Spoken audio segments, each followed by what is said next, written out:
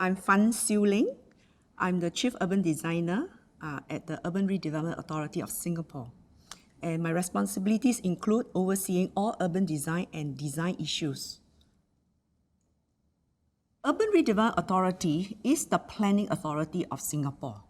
So it looks after the physical development of Singapore. We have always planned Singapore in a sustainable way, even before the word sustainability was in fashion. Because Singapore is on an island, it has no hinterland. So one of the things that we always pay a lot of attention to is planning. Because we have so little land resource, we have to do good planning. And this is one of the key tenets or principles of planning for sustainability, how to optimize resources. So in Singapore, and using Marina Bay is a very good example of how we plan for sustainability. One of the key things is how do we optimize land and do long-term planning. So in Marina Bay, for example, we started reclaiming land for Marina Bay in the 70s. We started doing it because we already know that we need to plan long-term, looking into the future, and to safeguard land for expansion in the future. And so today, we are able to therefore expand our existing CBD seamlessly into Marina Bay because our earlier leaders have taken the decision that we need to plan ahead. So today, Marina Bay sits on 360 hectares of reclaimed land, land that's reclaimed from the sea. We conceive Marina Bay as a seamless extension of our existing CBD because we know that over time, when we have outgrown the existing CBD, we need to expand. And therefore, the land that we reclaim from the sea becomes so important for us to be able to do the expansion and so that to grow Singapore as a business and financial hub in Asia. When we started planning Marina Bay, we decided that we have to do it as a sustainable district. We created a freshwater reservoir in Marina Bay, which actually captures all the urban surface runoff of the city center into Marina Bay. And then the water is then pumped somewhere else to be treated, to become drinking water. And that's very important for us to be able to be self-sufficient in our water supply. Then the other part about planning for sustainability is making sure that Marina Bay is very well connected by public transport with MRT lines and also public transport routes. In addition, in Marina Bay is one of the first districts that we plan for a comprehensive network of cycling paths, dedicated cycling paths. So they give people option to be not reliant on cars. We have quite a few MRT stations, and any place within Marina Bay, you only need to take a 5-minute walk before you reach an MRT station. Land is scarce in Singapore, so we always look at how we can optimize land. So in Marina Bay, we are building at high density, but also mixed use. So we're taking a very different approach from the existing CBD.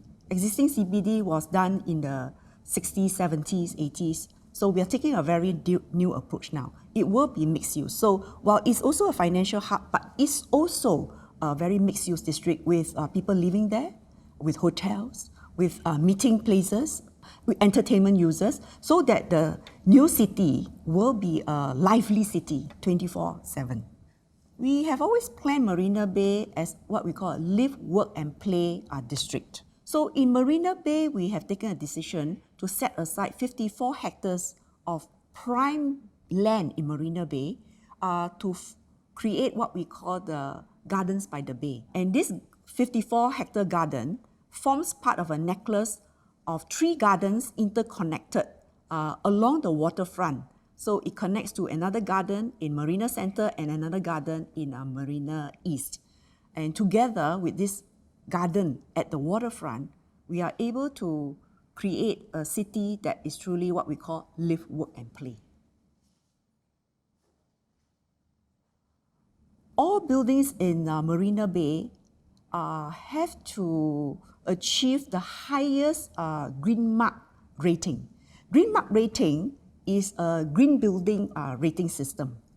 And in Marina Bay, they have to hit what we call Green Mark Platinum, which makes sure that the building has at least 30% energy savings compared to business as usual type of building. So Marina One has achieved that with Green Mark Platinum. We want to make our Marina Bay a city in a garden. And greenery becomes very important. Singapore, as you know, has always prided itself as a very green, clean city. And we want to take it further with Marina Bay. So every development in Marina Bay has to provide what we call 100% greenery replacement. It's a policy that we have put in place. So for every square meter of land that you develop on, you have to replace 1 square meter of greenery within the building. So for example, in Marina One, they have done that by providing what they call a green hut in the middle of the development. And it's designed as a tropical garden. I think it rises 4 stories, and then it has different kind of public spaces within the area to allow people to congregate, to come together, to do things together, to meet and to celebrate together. The other thing about Marina Bay is when we talk about good urban design and architecture. And one of the key things is that the buildings are all interconnected to each other through a network of covered walkways and even a network of underground walkways linking developments to the MRT station in the area. Another thing about Marina Bay is that we insist that every development must provide at least 25% of its built footprint in the form of what we call a city room. So in a city, we must be inviting. It's not just for the people who are working or living in the building, but for the general public to be able to access this building at the ground level. So at the ground level, the buildings have to be porous.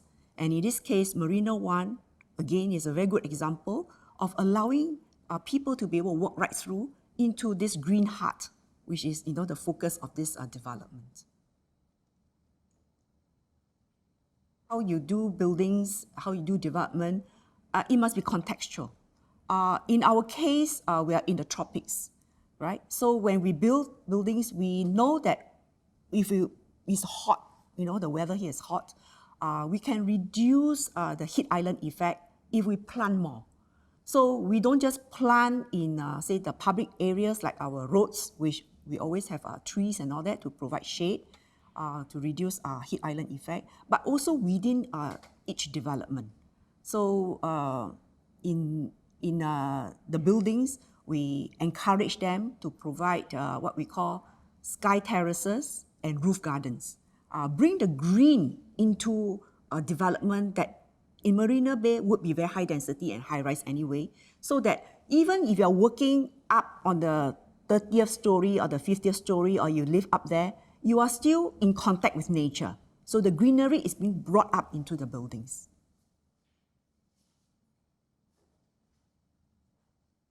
The Green Hut is a fantastic piece of move that the architects made, bringing the green into a very high density, high-rise development like Marina One. You go there and you suddenly feel that, am I in a city? Am I in a garden? I think you're in both, So I think that's the exciting part of the development for me.